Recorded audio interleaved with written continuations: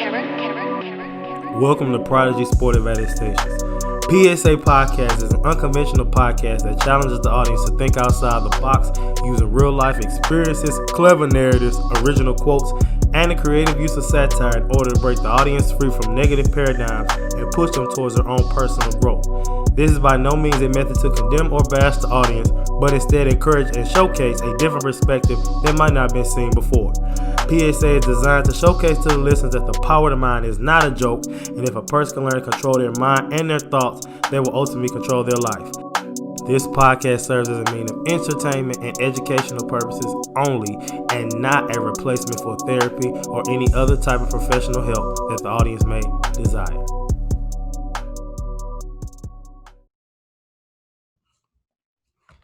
All right, y'all, what's going on? We back again with another hot fire PSA episode. Today's episode is going to be another Zoom one. This is now the official, this is the third Zoom episode I got going. So we're going to keep them up. They've been going up, running up numbers, so we love to see it. All right, today's episode is titled, It's a Man's World. The meme reads, man, it is okay to be more than who society paints you to be. All right, the inspiration comes from Future Hendrix. We got him in the background. This side, you see, that's this way over there. Picture I'm in the background. You see is my backdrop. Got some stuff we got to talk about.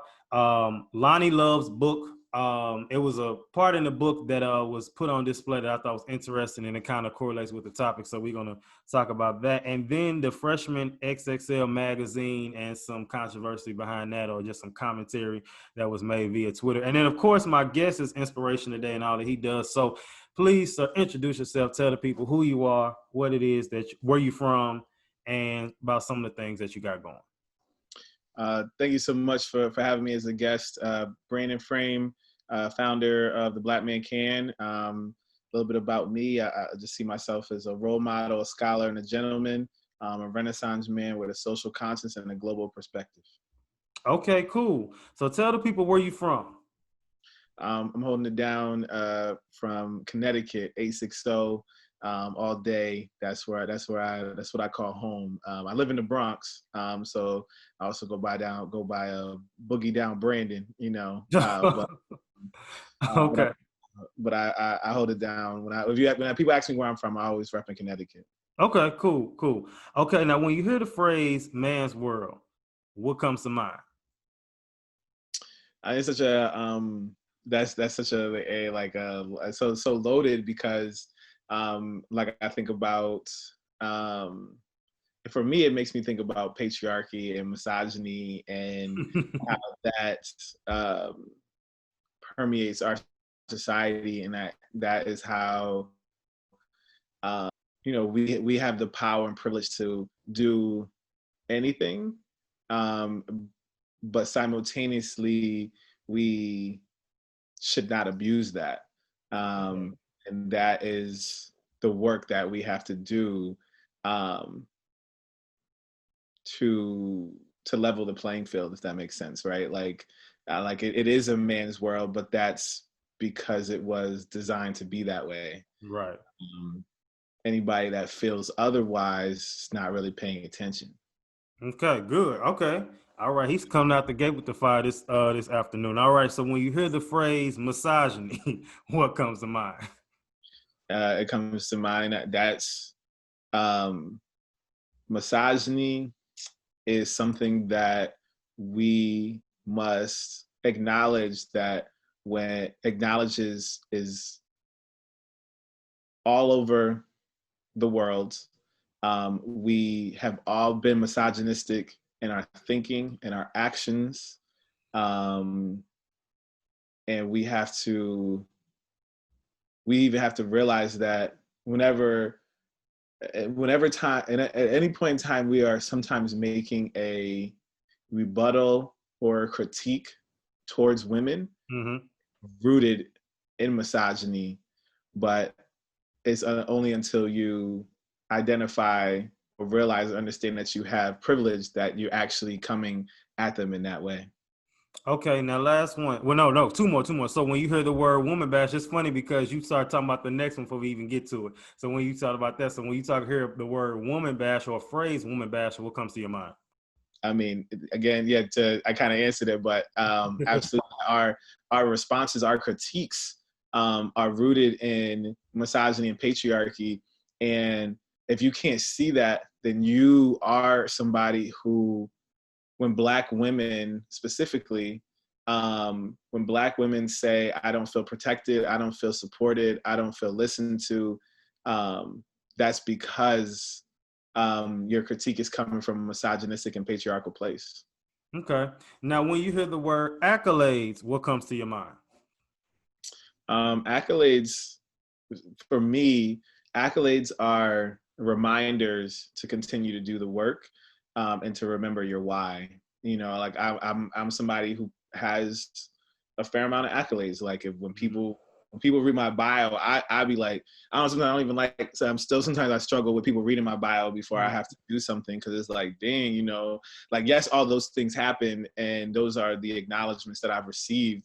But what I do and hold on to is that all of that is a reminder to continue to do the work, because it was that somebody found whatever I was doing um, to be so good or so impactful that they wanted to acknowledge it. And so therefore you have to remember your why. That's not why you do it. You don't do it for the accolades, but you do it for the impact, and then the impact just gets recognized.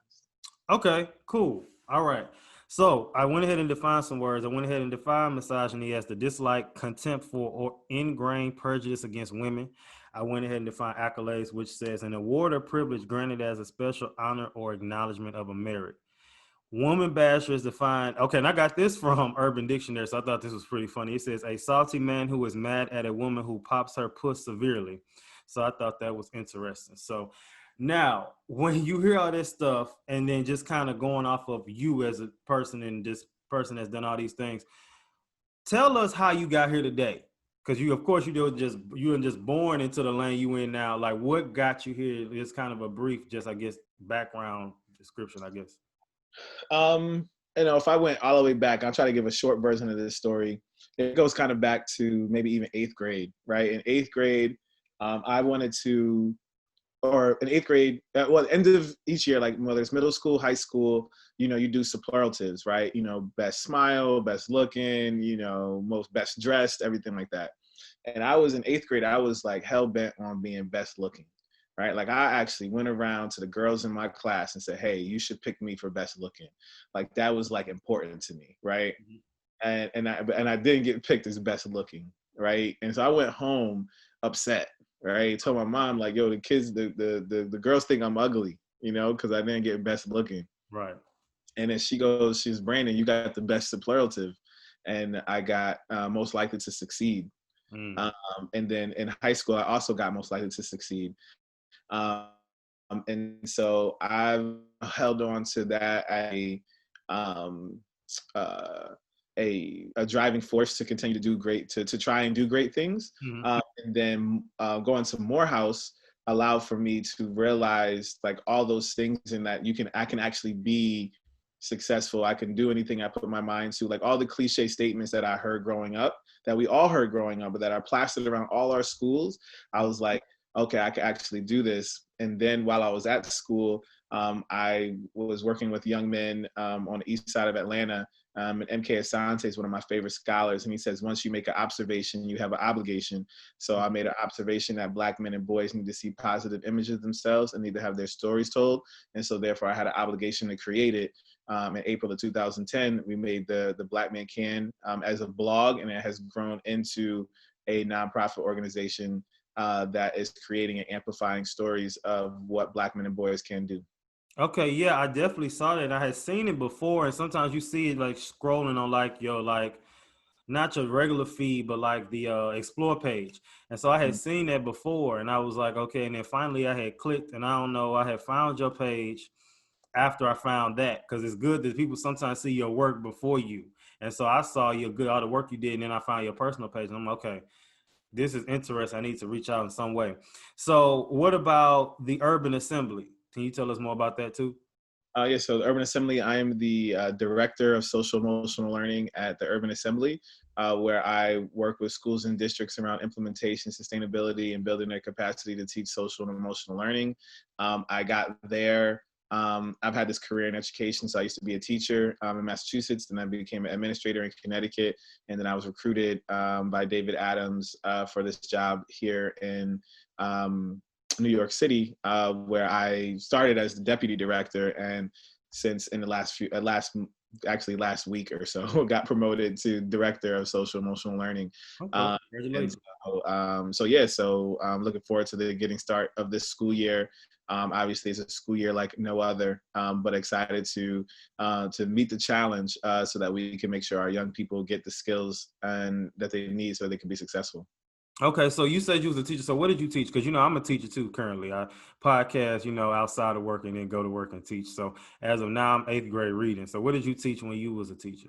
So I had seventh grade English. Okay, so you did a whole writing thing. So yeah, I know. I don't know how it is there. I know in Texas, that's where I live now. Writing in seventh grade, they're graded on writing in seventh grade, but they're not graded on writing in eighth grade. So I got eighth grade, so I'm kind of happy about that because, like, even though I still have to teach it, like as a writer myself, it's like teaching writing is hard. Even though you can do it, it's just hard to get kids to write, especially out here with the language barrier because it's a lot of the Hispanic population in Houston is very big. So trying to get that language barrier, and it's a lot of them. English is not their first language. And then even with that, you sometimes get kids, this their second year in the United States. So it's like, so it's interesting to see how that's going to turn out this year, especially Mm-hmm. with all this COVID and stuff going on. So, okay, so you got a lot of stuff going on. So now, when you just give us just kind of like a day in the life of Brandon, like how does your days go? You one of them people that you believe like, oh, okay, never not working? Do you allow yourself to take breaks? Like, or do you just like work till you burn out? Like, how does it go? I mean, a given day, especially in this time, is filled with like Zoom calls, between work, the Urban Assembly, and then the BlackManCan. We've also been doing like different Instagram lives as well, and then working on different campaigns and ideas. So a day is really, there's not too many days are the same because I'm always sitting on different calls and different meetings, working with different teachers and superintendents. So I gotta look forward to each day. Each day is like a new day. Like if you ask me at the end of the day, what did you do today? I'm like, oh, I did this, I did that, I sat on this call. So Mm-hmm. I think I try to do my best to find a sense of balance in terms of like different shows that I do like to watch. Like in the pandemic, I made like pizza Fridays. So I would always order pizza to create a little bit of a routine in some spaces and places. I also started school, so I'm a doctoral student. So I do a lot of reading as well. So that's what I'll probably do when we finish this is go read a chapter of a book. So I try to read, about 30 minutes to 45 minutes a day. So I have some things that are routine and then some things that are some time to just, whether it's pizza Fridays or making my, I call it, I got a specialty cocktail that I make called Vacation in a Cup. So making sure that I have vacation in the cup, to keep, my mental fortitude strong. Okay, we love to see it. All right, so now on your page you had a quote and I like this says, "Black men know you are the light. Don't let the light them dim your shine." Why do you think that quote? I'll tell you why I think it's so, and you tell me why it's so important in today's society. Because if we go back to the meme that I got for this week's episode, you heard it says, don't, let them paint you. Don't get caught up in the way they're painting you in society. And although that can go in so many different levels, it can go in, just in from somebody at a workplace. It could go amongst even your group of friends. It can go so many layers with that. But of course, with you and the way you put it, like society doesn't always deem us in the best light.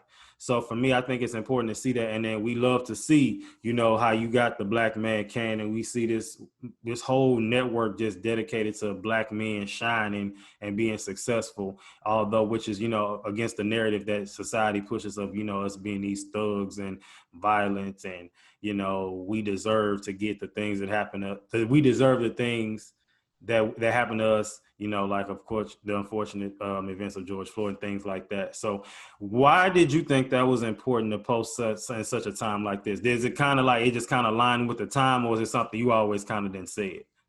It's both. It definitely aligns with the time, but it's something we've always said, something that we believe is kind of part of a catalyst for even starting the Black Man Can, that, Black men are amazing. Black men are making remarkable contributions to the world.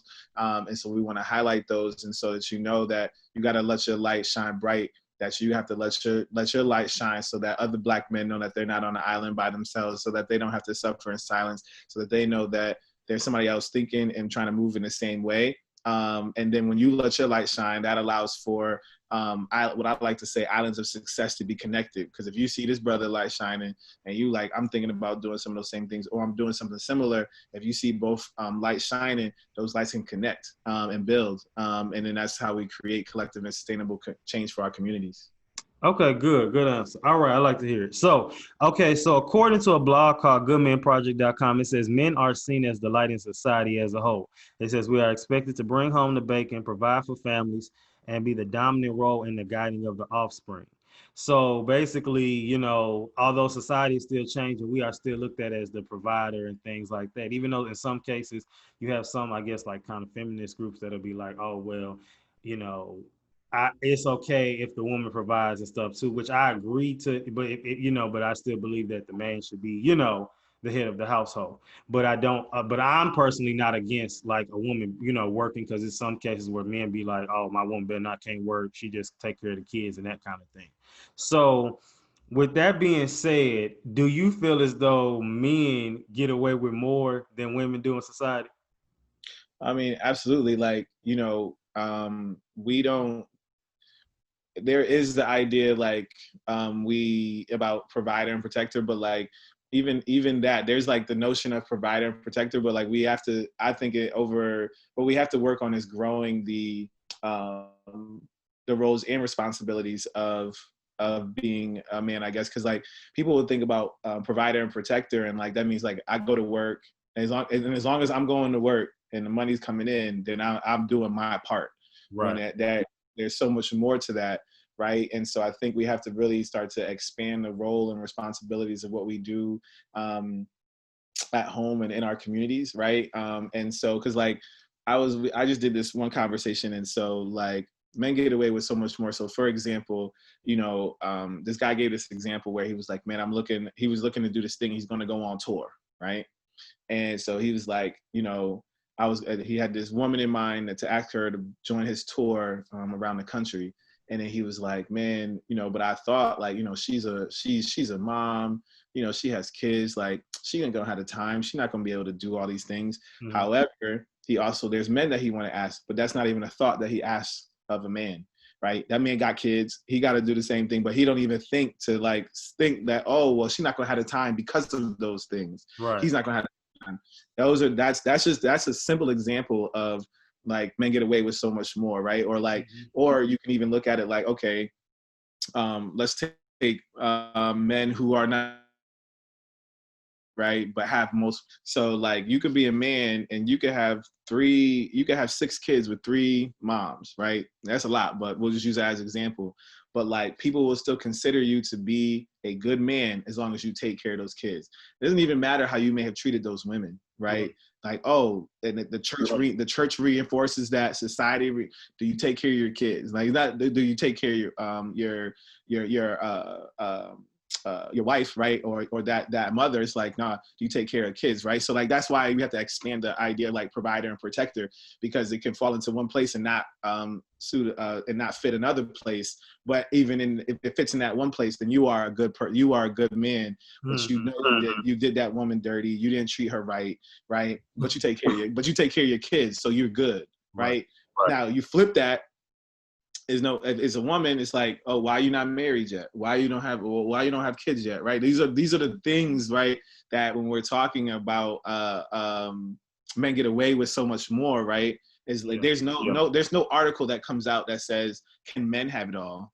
You don't question that. But that's the conversation that people will ask women, like to a very ambitious woman, to say, do you think you can have it all? Do you think you can have like run this company, have these kids, and take care of family and all that kind of stuff? So like absolutely. And so that's where we have to check patriarchy and misogyny at the door, so that we can hear the voices and then expand our role and responsibility and what we bring to the table as well.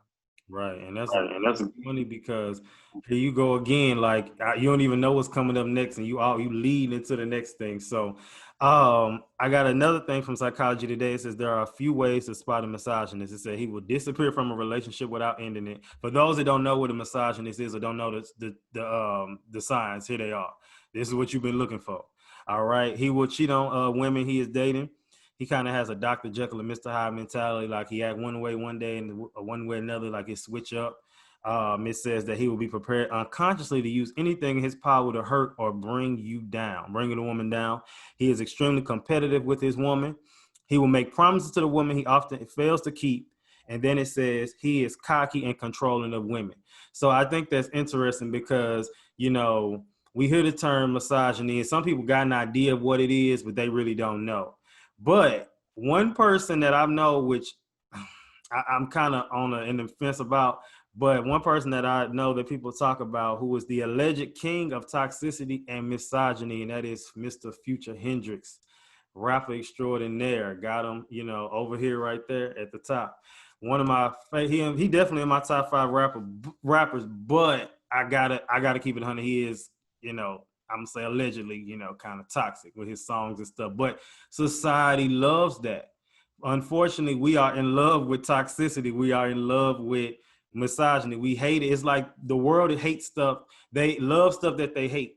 And we love stuff that we know we're not supposed to like. Like you even seen it with, a few weeks ago with the WAP song that came out. Like people love that. They know it's raunchy, it's nasty. We know it's inappropriate, but people love it. And that's just how, unfortunately, society is. So Future got a few songs about misogyny, but one of them that is most, I guess, iconic was his song "Collection." Are you familiar with that song? I might be. I don't know all the titles of songs. I just know when I hear them. Right. So in this song, it's basically talking about even if I hit you once, you part of my collection. And in the video, they talked about how it was a bunch of girls topless in the video around him. And I just think that's so crazy because he knows he knows he didn't accepted their role and then kind of played into it. So it kind of goes piggybacks to what we talked about earlier that men can get away with that stuff versus if a woman is called a hoe and all this stuff and she play into it to just, she gonna get all these labels. But if a dude do it, of course, there'll be some people that'll hold both of them to the same, standard, but most of the society won't. So it kind of goes back on what you was talking about when it's just like, almost like a damned if you do, damned if you don't kind of situation. So when we kind of go off the whole toxic and problematic thing, do you feel as though it is your duty in a sense? Because I feel like we all have like how you say callings and purposes. Do you feel like it's your goal to kind of be the person that's kind of like the one who's gonna show the opposite of that? Like you might not knock a person like Future for what he doing because I'm a firm believer where you don't have to bring nobody down for who doing the opposite of you, but just kind of push your stuff out there and be that light. So do you feel like in a sense, as we talking about shining lights and stuff, you were kind of like that light in a sense? I mean, I think it's a light, but it's also accountability. I think you kind of just proved your own question right by giving men passes because you said allegedly when we know he's the example just even in his personal life. It's not even about his music and what he's rapping about, and then even tying that back to like the song, like the song collection, but then but then we're like, oh, that's with WAP. Like WAP is a great song. The beat is fire. I have no problem with what they're talking about. Like if women find it to be empowering, if you dislike it because you just don't like that creativity, then that's fine. But like, Right. there's nothing wrong with that song in terms of what they're talking about. And women just like sex just as much as men do, and there's nothing wrong with them to talk about it in any way that they feel that they should. Just like men have been doing that for years, right? Mm-hmm. And so really, you can kind of compare the term misogyny to racist, right? Like if you're a misogynist, and there's almost if you use all the definitions that you use to define a misogynist is the same things that you define somebody over racist, but you're just going to put in, instead of being controlling over of women, you're going to be like, well, I want to control other races that are not white, right? So, right. So I think that is that. So I think as men, we have to take the mantle to shine a light on all the amazing and amplify amazing Black men and the contributions that they're making, but also hold other Black men accountable. There is no the passing off of like not saying anything. The reason why Me Too exists is because men didn't hold men accountable, right? People knew what Harvey Weinstein was doing. People knew what Bill Cosby was doing. People knew what Russell Simmons was doing. People knew what R. Kelly was doing. And I could go down the list of people knowing that these men were committing these heinous atrocities towards women, and no other man checked that man, right? And said something. So like, yes, for me, as well as the organization, is to highlight Black men who are making remarkable contributions and highlighting all the amazing work that we're doing and how Black men are changing communities and leading their families, but also holding Black men accountable and being like, J. Cole, you were wrong for releasing that song, right? And calling out this Black woman in that way, right? That's wrong. And we need to sit and have a conversation. I'm not probably big on just like the cancel culture. I'm definitely into like, let's have a conversation. Some people definitely need to be canceled, but I think it's also about holding men accountable and normalizing accountability for Black men with other Black men. I want to see, for the BlackManCan and some of the things that we're looking to do, we need to have what I would say is a Black man's version of Red Table Talk. I don't want to see a Black man continue to make a mistake, do the wrong thing, say the wrong thing, and then go sit with Black women who then holds him accountable and get him to see the errors of his ways. What we need is Black men hosting a show, bringing other Black men to the fold to have a conversation, to then see the error of his ways, and so that he can correct that, so that he can actually hear, amplify, support, and listen to the voices of Black women and girls. Yeah, definitely. For me, that's kind of with my podcast, and we, mental health based podcast that, is as I always say, the other side of mental health, because it's not always, although we do talk about anxiety, depression, all that good stuff. We talk about stuff like this and stuff that gets you thinking, to where even if me and Brandon agree on something, but then somebody else don't, they not going to just cancel what we have to say. They'll be open to listen. And even if they say, I don't agree with that, but I see where you're coming from. And that's kind of the purpose of stuff like this. And definitely the conversation like this today, to where, we talking about people like Future. We talking about WAP, we talking about all that good stuff, because it's just that it's just that society, like I say, loves toxicity. We hate it when it happened to us, but we love it when it's everywhere else. And that's the crazy thing. And that's the point I'm making with Future, because it's just like, he make good music, but some stuff he be saying, I be like, come on, man, why you say that? I mean, at the end of the day, like when you look at every critique that a man gave around WAP was rooted in misogyny and patriarchy. Even so much so, you had people who would tie their critique, what they'll try to do is frame it from like, well, our girls don't need to be hearing that. They're role models. Like, so like you'll try to tie it from like an education youth side, as opposed to like, no, like what you want to do is control what women are saying about themselves and the way that they move through society, and allowing them to be leaders, and so much more. Like the critique is centered around control and centered around, but you try to tie it to like an education, a youth, how youth will look at it and whatnot. And again, every single critique, there almost wasn't one that came out that wasn't rooted in patriarchy and misogyny. And again, men, because we haven't acknowledged our power and privilege, they don't even see that. And again, that's what Black women are talking about. When they say we don't feel protected, we don't feel loved, we don't feel supported, we don't feel appreciated, we don't feel listened to, we don't feel heard. Right. And this is a great conversation. And I'm going to say this, and we got to move forward, because I feel like me and you could talk about this all day. This is the thing that I'm tired of. Stop making celebrities political activists, bro. Like, they are not activists. They are entertainment. I'm tired of y'all saying like, oh, well, they supposed to be the role model for this. Like how you said, people are, oh, well, they're supposed to be our role models. How? They entertain us. That's what they do. So I don't get that. Like when we supposed to get so mad at them because they do what they do. That is an entertainer. They're going to rap. They're going to sing. They're going to do backflips. That's just what they do.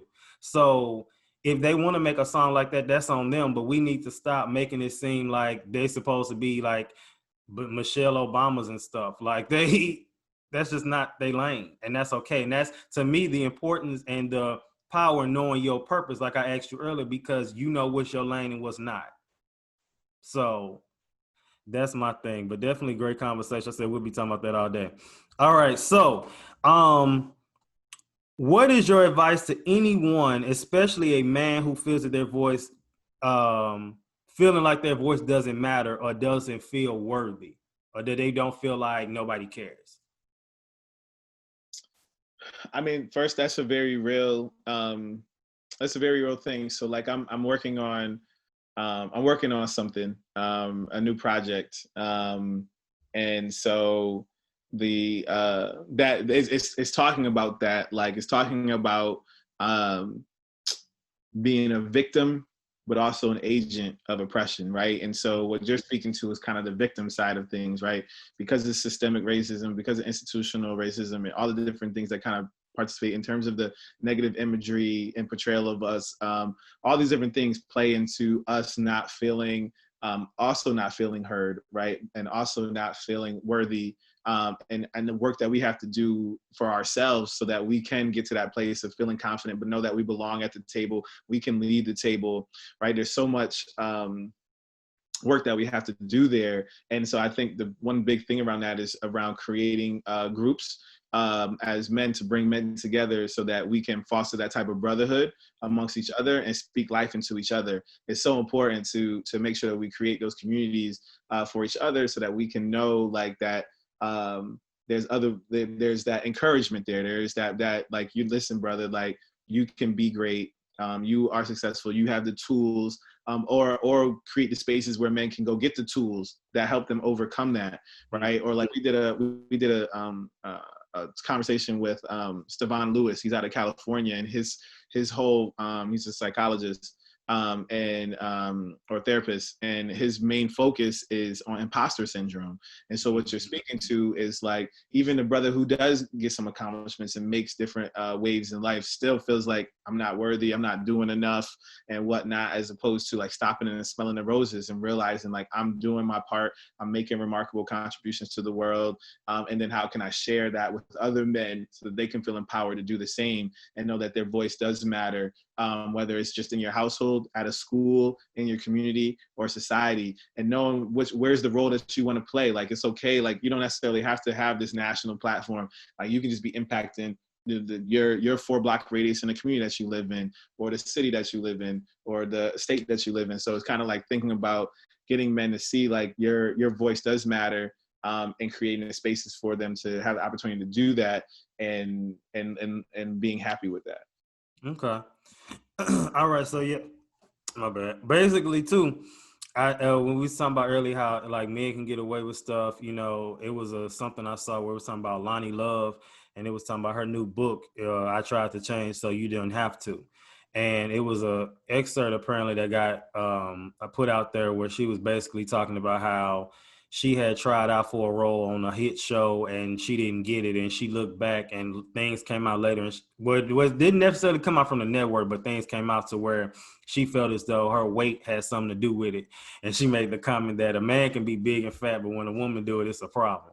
And then I backdoor with that because in today's society, a lot of things like that are starting to get highlighted more, as far as like, you know, praise in a sense, because you have your people like the Lizzos, and you got Sheikah, who was on the cover of Freshman XXL magazine for, you know, freshman class for the rappers. And she's a bigger Black woman. And it was crazy because like I actually listened to her music before, and I was like, she can sing, she can rap, like flow hard. And it was funny because somebody was like, on Twitter, they was trying to be petty. They was like, who the big girl in the middle? And somebody was like, she out rap everybody on that cover though. So it's just interesting to see how, again, we see like people still kind of like being petty, like, you know, trying to play her because of her bigness or whatever. But it's big fat dudes that been big and fat rapping all the way. And it's like, and it's not even a flinch, you know, it's not even a flinch. So it's like, because I feel like Big Papa bust that down years ago. And now it's like, it's like I said, we don't even flinch, but then when a woman does it, it's a whole issue. So I just feel as though we have to hold everybody accountable, and that's my thing. And if you decide, if just an example, if you was the one like, oh, I'm the misogynist and I hold you accountable and you don't change, then at least I use my voice to influence the change, because I can't make nobody do nothing. You know, but as long as I feel like we in this platform and we just at least hold people on accountable, basically, you know. So do you have any tips for any um college students, because that's my tips and scenarios I do for my college students? Anybody in college who feel like, you know, again, as the black man, that, you know, society paints me as this way, I'm viewed as this way, and I struggle with trying to, you know, not prove myself, but show myself to who I really am as far as the powerhouse that I might be. You know, any tips for anybody that's trying to break out that shell or break out that box? And really, any black queen, anybody really that's in college. Yeah, first, so a few things. One, I'll just to even address what you said before. Like, I think, you know, when we look at the history of racist ideas in America, you know, and then we get into intersectionality, like there's so much work that we have to do to normalize Black beauty and Black women's beauty, that it comes in all different shades and in different hues, in different sizes, and we have to normalize that is a reality. Like, that Black women are God, Black women are gorgeous, period, right? And so we really have to do that, and you have to push other brothers in that way, you know, to make sure that they are seeing the world and seeing Black women in that way. Again, like those comments are just like they're like they like make my stomach drop when I hear them, you know, and it's so sad that, like, you know, we don't even realize how we're just through that we're pushing Eurocentric standards of beauty, you know, onto Black women, right? And so it's sad, and then that goes to accountability, where, like, when you see that, you guys, it's like in the New York subway, it's always, you see something, say something. So when you see that, you gotta check another man and be like, yo, you're wrong, bro. You know, that's not how we need to move in the world, and you got to step up and say something, and not be worried about, like, you know, like sometimes as men, it's like, yo, that's a grown man, that's his business. Like, nah, we cannot operate as usual. If we haven't learned anything over the last few months, let alone the last 400 years, is that, in my opinion, Black men and Black women need each other. But in order for us to actually walk lock and step, it's for men to acknowledge and realize their power and privilege, so that we can actually do that, so that we can all move together. Yeah, definitely. In terms of the tips for college students, I would say, I think one of the biggest things that I would just say right now is don't let social media rush you, right? I think that, you know, when I talk to young people, like, people want their success tomorrow, and they started today, as opposed to, like, everything is a process. Everything that you want to do is a process, even for, like, whether you want to be an actor, an athlete, a TV personality, you want to be a carpenter, it doesn't matter. You pick the field. Everything you want to do, you have to get educated on, and you have to hone in on your skill set, and it's going to get better over time, and you'll get better. You can go from good to great, to unstoppable to masterpiece. But nobody starts at masterpiece. Nobody starts at unstoppable. And as a matter of fact, some people start at suck, right? You suck, then you get better, you get good, you get great, you get unstoppable, and then you become a masterpiece, right? And so you have to know that, like, you can't look at somebody else's journey and think about when your blessings are coming, right? Your blessings are going to come exactly when they're supposed to, and after you have put in the work. You know, faith without work is dead. So it's like, you know, for me, it's like a little bit of a triangle. It's like a righteous man's steps are ordered by the Lord. Yep. Faith without work is dead, and you walk by faith and not by sight. And all three of those things all go together. So that would be my advice. And then even if you expound upon that, right? Dr. Benjamin Elijah Mays is the sixth president of Morehouse College, and he says, every man and woman was put on this earth to do something unique and something distinctive. If he or she does not do it, it will never be done, right? And then tying that back to ideas are spiritual children seated by God inside of us, so that we can, and then he places the people around us and the tools around us to manifest those ideas into reality. So if you know that you're given ideas for things to do by God, right? and Mhm. that everything that you're supposed to do, any idea that you were supposed to do it, and if you don't do it, nobody else was supposed to do it, and then that you know that your steps are ordered, and then if you walk by faith and not by sight, and the faith without work is dead. When you put that all together, then that's like my tip, right? Of like how you have to move in the world, and then once you commit to doing these things, you need to commit to a minimum of 24 months of going hard. If you go hard for 24 months, whatever you start, and that idea will be much bigger and greater than you could have even imagined. Okay. All right. You lighten it up. People this the one that's gonna blow up because you got the gems today. They just they just dropping the whole time. All right. So my last segment of the day is called game time. All right. So in game time, what I do is it's kind of like a test in a sense. You're a teacher, so you know how that works. We had a lesson, and then we play like a little game to kind of go over some things, some scenarios I'm gonna based off what we talk about. And this game is titled "A Misogynist Point of View." So I'm gonna name like 6 scenarios, and you're gonna tell me that's misogyny. You're gonna be like, no, that's cool. All right. So the Mm-hmm. case again, kind of give people a different hit people, you know, as a teacher, you hit people with different ways of information. So that way, in one of these ways, it's gonna stick, whether it's just talking, whether it's, you know, the stats I use or in the game, some way it's gonna hit somebody in some way. All right. So the first one says, start stating and believing that the man is the head of the household. Do you think that's misogyny? Do you think that's just how I go? I think that's rooted in misogyny and patriarchy. Like when I think about that term, like, so I look at it like this. Um, if you, even if you want to use that phrase, like the head of the household, and that means a lot of things to a lot of different people. But what I look at is like, if you want to say the man is the head, the woman is the neck, and Yeah. Mm-hmm. you can't turn to the left or the right without agreement from the neck, Yo, I right? agree with that 100%.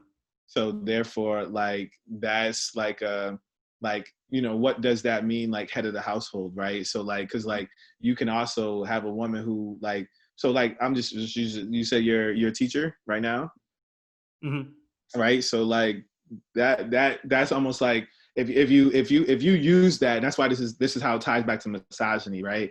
If you're a teacher, right, what you could be saying, and like on average, like a teacher's salary could be you might be able to get to 6 figures, but you're talking like, and even if you're talking about the East Coast as well, right, you can get up to about $80,000-$90,000 in a teacher's salary, right?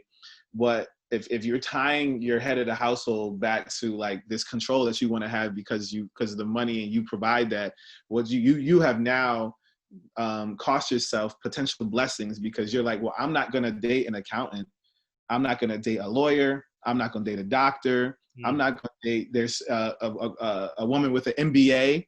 Why? Because her salary might be 120, it might be 150, Mm-hmm. right? So like you're actually causing yourself a detriment by, depending on how you define that, and in Mm-hmm. a misogynistic way, because now you're missing out on so many amazing Black women simply because actually because you're doing what you love to do, right? But it's a profession that doesn't give you the opportunity to make that type of money unless you move into administration.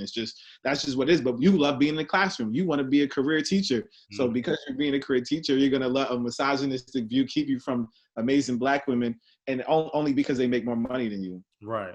So Right. like that's how that can be misogynistic. That's just one way Yeah. that view Southern can be House. hurtful to Black men, and why we have to check that patriarchy and that misogyny at the door, because it's as by actually by actually holding those views, we're actually causing ourselves harm. Mm-hmm. We're actually causing ourselves to die sooner in life, right? We're causing ourselves to miss out on blessings because of our misogynistic and patriarchal views. Okay, got you. All right. So again, these just scenarios. So I'm just gonna kind of go through the list on the rest of them. Feeling like a woman should be catered to. Is that misogynistic, or just like it's just how it should be?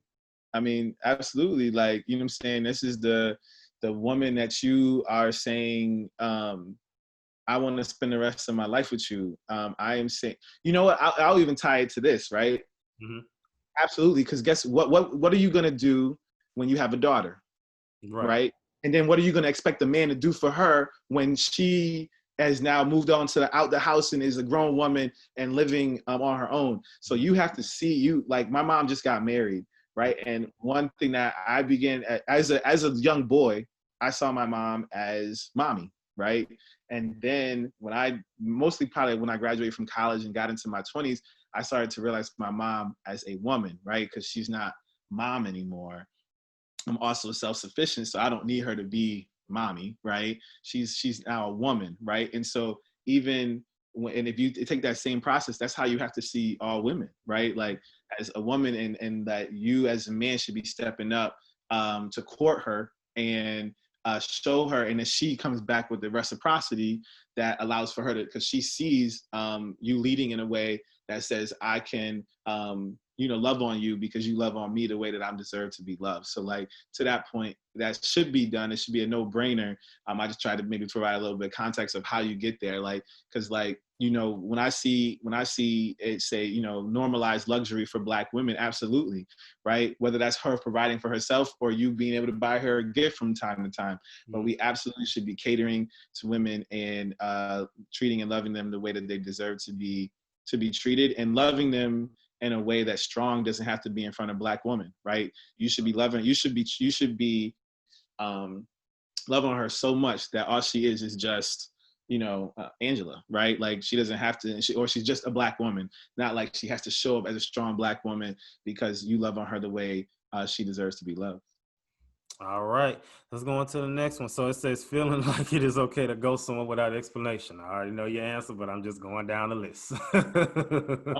You can't, when you're in a relationship with somebody, you can't, I mean, in terms of, and once you get in a relationship with somebody, you can't, it don't work like that. Like that's just horrible communication. I Like, know. I'm just, listen, I'm just giving, I'm just, don't shoot the messenger. I'm just here to deliver. I'm just here to deliver the stuff so people can know this, some of the stuff they're doing is toxic and some of the stuff they're doing is all right. All right. that's just horrible. Like, why would you,